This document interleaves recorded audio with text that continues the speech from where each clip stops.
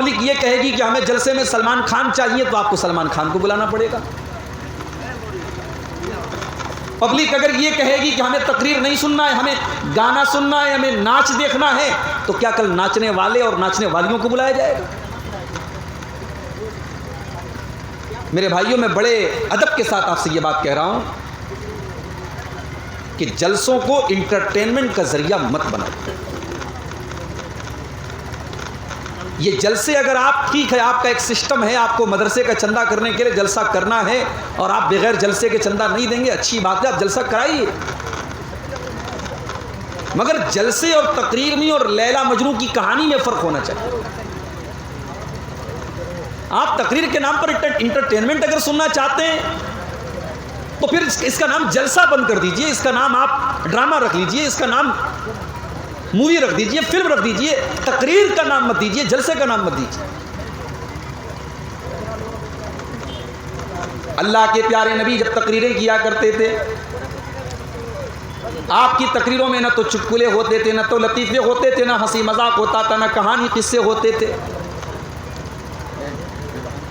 حضرت ارباز بن ساریہ رضی اللہ تعالیٰ عنہ حدیث کے راوی ہیں، کہتے ہیں کہ اللہ کے نبی نے خطبہ دیا، تقریر کیا، آپ نے لیکچر دیا،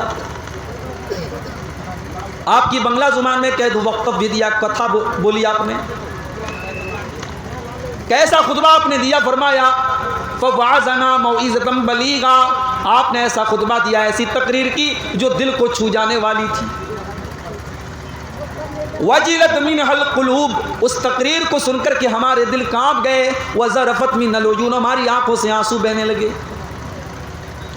ہم نے کہا اللہ کے نبی، آج آپ کی تقریر سن کر کے ہم کو ایسا لگ رہا ہے کہ آج آپ کی الوداعی تقریر ہے، آج آپ کی آخری تقریر ہے، آج آپ کی یہ انتم اور آخری تقریر ہے. اے اللہ کے نبی، آج اس موقع پر آپ ہم کو کچھ نصیحتیں کر دیجئے، کچھ سمجھا دیجئے، کچھ باتیں بتا دیجئے. اللہ کے پیارے نبی نے فرمایا، او لوگو اوصیکم بتقوی اللہ والسمع والطاعۃ.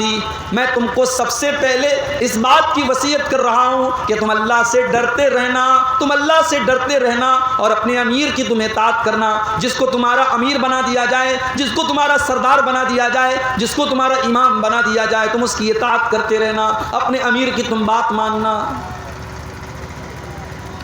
کسی حبشی غلام کو بھی اگر تمہارا امیر بنا دیا جائے تم اس کی بات ماننا، نافرمانی مت کرنا. وَمَن يَعِشْ مِنكُم بَعْدِي فَسَيَرَى اخْتِلَافًا كَثِيرًا. اور اگر تم میرے بعد زندہ رہو گے تو بہت اختلاف دیکھو گے. فَعَلَيْكُمْ بِسُنَّتِي وَسُنَّتِ الْخُلَفَاءِ الرَّاشِدِينَ. تو تم میری سنت کے اوپر عمل کرتے رہنا. اب یہ دیکھیے، یہ مائک بیچارہ جو ہے، یہ چینل والوں کی مہربانی سے بار بار رکوع میں چلا جا رہا ہے. اب آپ کیا کریں گے اس کو؟ نہیں کچھ مت کیجیے، چھوڑ دیجیے. ان چینل والوں کا ایک ہی کام ہے کہ صاحب تقریر ریکارڈ کریں گے اور پھر اس تقریر میں عبدالغفار صاحب نے کوئی مرچ مسالہ اگر لگا دیا تو بڑی اچھی بات ہے، ورنہ باقی کا مرچ مسالہ یہ لگا دیں گے. مولانا جرجیز صاحب اتنی بڑی مصیبت میں ہیں، ان کی مصیبت سے رہائی کے لیے کوئی کوشش ہو رہی ہے کہ نہیں ہو رہی ہے، لیکن ان کے نام پر ویو حاصل کرنے کے لیے ہمارے چینل والے کچھ بھی کرنے کو تیار ہیں. میں نے اپنی تقریر میں کوئی بات نہیں بولی، لیکن مولانا جرجیز صاحب کی اور میری تصویر لگا کر کے ہیڈنگ ایسی ڈال دی گئی کہ سامنے والا سوچے کہ یار اس تقریر کے اندر کیا ایسی بات ہے، ایسی ہیڈنگ لگائی گئی ہے، ایسا تھمبنیل بنایا کہ چلو اس کو سنتے ہیں. سنا تو اندر کوئی بات نہیں ہے. یہ آج کل ہو رہا ہے. سدھر جاؤ چینل والوں، میں آپ سب سے کہتا ہوں، بڑے ادب سے کہتا ہوں. چینل کا مقصد صرف پیسہ کمانا ہے، تب بھی آپ اس چینل کا غلط یوز مت کرو میرے بھائی. کوئی غلط گندا قسم کا تھمبنیل لگا دینا، غلط چیز، غلط ہیڈنگ لگا دینا، یہ حرام ہے، غلط ہے. یہ جو بات مقرر نے نہیں کہی آپ وہ بات اس کی طرف منسوخ کر رہے ہیں.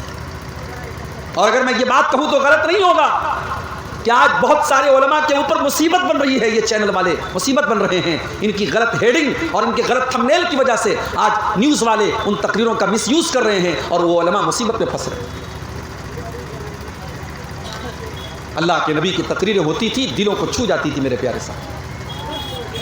آج سیمانچل کے جلسوں کو ہم نے انٹرٹینمنٹ کا اور منورنجن کا سادھن بنا دیا ہے. ہمیں اور آپ کو اس پر بڑے درد کے ساتھ غور کرنے کی ضرورت ہے. آج میری تقریر کا جو عنوان ہے، میں 3 باتیں آپ کے سامنے بیان کروں. پہلی بات، گناہ کس کو کہتے ہیں. دوسری بات، گناہ کا نقصان کیا ہے. اور تیسری بات، گناہ سے بچنے کا طریقہ کیا ہے. بھئی ہم اور آپ انسان ہیں، ہم منشیہ ہیں، آدم کی اولاد ہیں. ہم معصوم نہیں ہیں، ہم سے گناہ ہوتا ہے، ہم سے غلطی ہوتی ہے. اللہ نے انسان کو ایسا نہیں بنایا کہ انسان سے غلطی نہ ہوتی ہو. ہاں، فرشتے ایسے ہیں کہ فرشتوں سے غلطی نہیں ہوتی. اللہ نے قرآن کریم کے 28ویں پارے میں فرمایا، یا ایھا الذین آمنوا قوا انفسکم واہلیکم نارا. اے ایمان والو، تم اپنے آپ کو اور اپنے گھر والوں کو جہنم کی آگ سے بچاؤ. وقودھا الناس والحجارہ. جہنم کی آگ کا ایندھن انسان اور پتھر ہوں گے. وہ پیٹرول سے نہیں جلے گی، وہ مٹی کے تیل سے نہیں جلے گی، وہ کوئلے سے نہیں جلے گی، وہ لکڑی سے نہیں جلے گی. وقودھا الناس والحجارہ. وہ انسانوں سے جلے گی، وہ پتھروں سے جلے گی. اس جہنم کے چوکیدار کیسے ہوں گے؟ اس جہنم کی نگرانی کرنے والے کیسے ہوں گے؟